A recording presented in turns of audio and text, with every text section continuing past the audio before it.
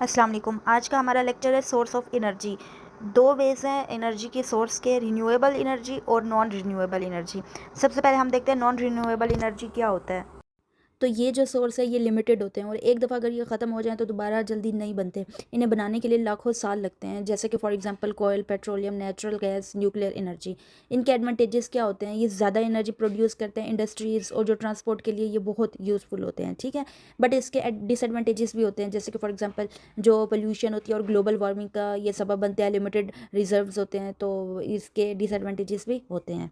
तो यहाँ से हम रीड भी कर लेते हैं। Non renewable energy is energy which is taken from the source that are available on earth, जैसे कि हमने पहले बात किया, इन लिमिटेड क्वांटिटी। ये लिमिटेड क्वांटिटी में होते हैं and will finish 50-60 year from now. Non renewable source are not environmental friendly and cause and can have serious effect on our earth, जैसे कि अभी आपको बताया ये हमारे हेल्थ पे भी और अर्थ पे भी ये अफेक्ट करते हैं। They are called non renewable because they can not be regenerate with the short span of time. Non renewable source exist in the form of fossil fuel, natural gas, oil and coal, जैसे हमने पहले अभी बात की है। Next है renewable source of energy. ये source naturally दोबारा अवेलेबल हो जाते हैं और ख़त्म नहीं होते। फॉर एग्जांपल सोलर एनर्जी जो सन से लेते हैं, विंड एनर्जी जो हवा से लेते हैं, हाइड्रो इलेक्ट्रिक एनर्जी पानी से, बायोमास प्लांट्स और ऑर्गेनिक वेस्ट से जो लेते हैं, जियोथर्मल एनर्जी जो अर्थ की हीट होती है उससे लेते हैं, ट्राइडल एनर्जी जो सी की ट्राइड्स होते हैं उनसे लेते हैं। तो इनके जो एडवांटेजेस हैं वो क्या है? इन्वायरमेंटल जो है, इन्वायरमेंट जो है वो फ्रेंडली होता है, जो पोल्यूशन होती है वो भी बहुत कम होती है और लॉन्ग टर्म ये जो है सस्टेनेबल रहती है। लेकिन इसके डिसएडवांटेजेस भी होते हैं। इस पे जो कॉस्ट है वो ज़्यादा लगती है स्टार्टिंग में। वेदर पे ये डिपेंड करते हैं, जैसे कि सोलर और विंड।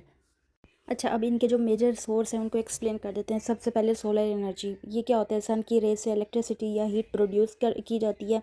फिर जो सोलर पैनल्स होते हैं उनको ये यूज़ करते हैं, ठीक है, उनसे यूज़ करके ये होती है। पाकिस्तान में सोलर एनर्जी का बहुत पोटेंशियल है।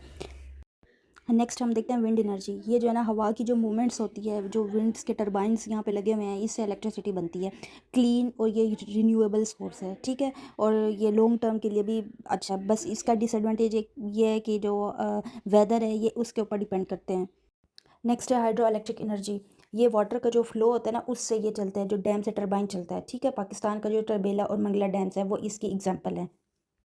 नेक्स्ट है फॉसल फ्यूल। कोयल, पेट्रोलियम और नेचुरल गैस को फॉसल फ्यूल कहते हैं। ये डेड प्लांट्स और जो एनिमल्स से मिलियंस ऑफ ईयर में बनाते हैं। ये लॉन्ग वाला प्रोसेस होता है। Nuclear energy. यूरेनियम एटम के न्यूक्लियर फिजन से बहुत ज़्यादा एनर्जी रिलीज होती है, देन इलेक्ट्रिसिटी जनरेशन में यूज़ होती है। ये रेडियो एक्टिव वेस्ट की वजह से सेफ्टी कंसर्न होते हैं।